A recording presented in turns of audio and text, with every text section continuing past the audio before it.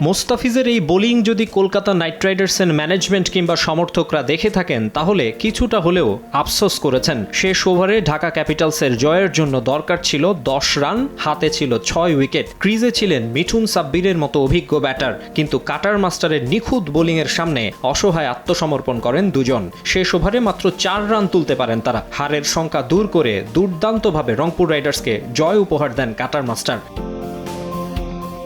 সিলেট আন্তর্জাতিক স্টেডিয়ামে শুরুটা অবশ্য ভালো হয়নি রংপুরের। আগে ব্যাটিংয়ে নেমে দ্রুত উইকেট হারাতে থাকে তারা। সাইফুদ্দিন, জিয়াদের বোলিং তোপে মাত্র 30 রান তুলতেই সাজঘরে ফেরেন লিটন দাস, কাইল মেয়ার্স ও তাওহিদ হৃদয়। ধীরে ধীরে গুছিয়ে ওঠার চেষ্টা করে মিকি আর্থারের দল। দাউদ মালান ধীর গতিতে খেলেন 33 বলে 33 রানের ইনিংস। তবে কিছুটা মারমুখী ছিলেন মাহমুদুল্লাহ রিয়াদ। তার 41 বলে 51 রানের ইনিংসটাই দলের লড়াইয়ের ভিত গড়ে দেয়। আর খুশদিল শাহের 21 বলে 38 রানের ক্যামিওতে 150 পেরোয় রাইডার্স।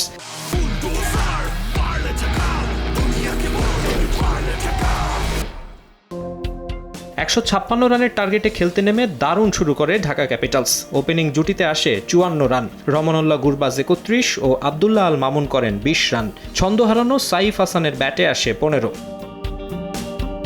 তবে এক প্রান্তে দারুণ খেলতে থাকেন অধিনায়ক মিঠুন, তুলে নেন 50ও। শামীম পাটোয়ারি ও সাব্বির রহমানরাও সঙ্গ দেন। তবে শেষ দিকে বৃথায় গেছে মিঠুনের অপরাজিত 56 রান। 5 রানের দারুণ জয়ে টেবিলের 2-এ রংপুর রাইডার্স, আর মাত্র 1 জয় নিয়ে 5-এ ঢাকা ক্যাপিটালস।